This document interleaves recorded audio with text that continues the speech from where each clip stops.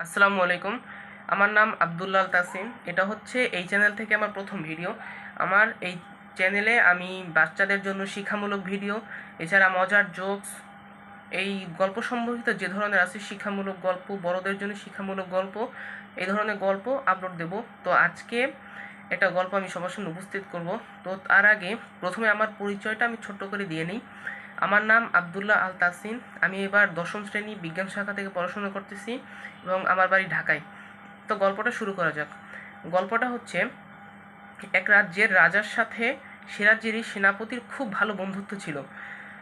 তারা যখনই কোনো শিকারে যেত, যুদ্ধে যেত, তারা দুজন একে অপরকে সবসময় রক্ষা করতো এবং একজন আরেকজনকে কখনো একা ছাড়তো না।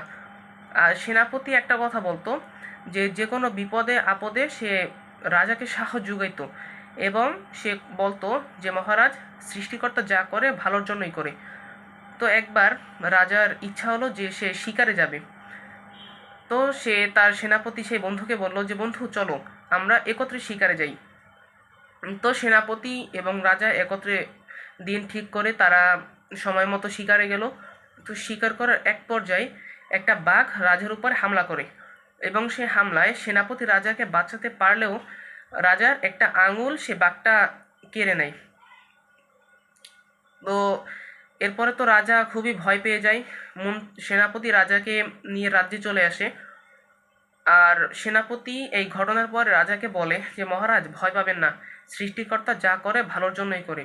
তো রাজার তো মাথা গরম হয়ে গেল যে আমার এত বড় একটা বিপদ, কিন্তু সেনাপতি বলতেছে যে এটা সৃষ্টিকর্তা করছে, আমার ভালোর জন্যই করছে। তো এই কথায় রাজা ক্রুদ্ধ হয়ে সেনাপতিকে জেলে বন্দি করে দেয়। এবার কিছুদিন পরে যখন মহারাজ সুস্থ হয়ে যায় তখন সে আবারও যুদ্ধে যাওয়ার ইচ্ছা পোষণ করে। তো সে এবার যেহেতু সেনাপতি জেলে বন্দি, তো সে এবার একাই যুদ্ধে যায়। সরি সরি যুদ্ধে না, শিকার করতে যায়। তো এবার শিকার করে সে একদল বন মানুষের হাতে বন্দি হয় এবং বন মানুষের কথোপকথনের মাধ্যমে সে জানতে পারে যে তারা আগামী পরের দিন তাদের সৃষ্টিকর্তার উদ্দেশ্যে রাজাকে বলি দিবে। তো পরের দিন বলি দেওয়ার সব আয়োজন শুরু হয়। তো এবার বলি দেওয়ার ঠিক আগ মুহূর্তে দেখতে পাই যে মহারাজের একটা আঙুল নেই, যেহেতু সেই আগের বার যখন রাজা শিকার করতে গেছিল তখন বাঘের মাধ্যমে তার একটা আঙুল নষ্ট হয়ে যায়। তো এবার সেই বন মানুষরা দেখতে পায় যে রাজার একটা আঙুল নেই, তার মানে রাজার শরীরে একটা ত্রুটি আছে এবং তারা তাদের সৃষ্টিকর্তার উদ্দেশ্যে কোনো ত্রুটিপূর্ণ মানুষকে বলি দিতে পারবে না। তো এরপরে সে রাজাকে ছেড়ে দেয়। তো এবার সে রাজার কথাটা মাথায় আসে, সেই সেনাপতির কথা যে সৃষ্টিকর্তা যা করে ভালোর জন্যই করে।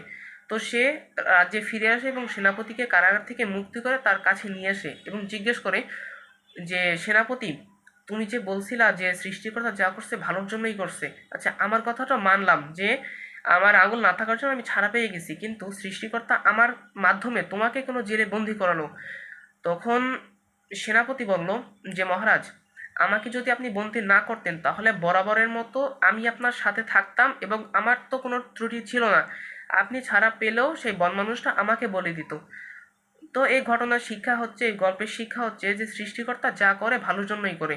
সৃষ্টিকর্তা আমাদের ভালো করুক, মানে আমাদের সাথে যেটা হোক, ভালো হোক খারাপ হোক, সেটা সৃষ্টিকর্তা আমাদের ভাগ্যে লিখে রেখেছেন এবং আমাদের ভালোর জন্য লিখে রেখেছেন। তো ধন্যবাদ এত সময় ভিডিওর সাথে থাকার জন্য। আর যদি এ ধরনের আরও ভিডিও পেতে চান কমেন্ট করবেন, তাহলে আমার উৎসাহ বাড়বে। ধন্যবাদ।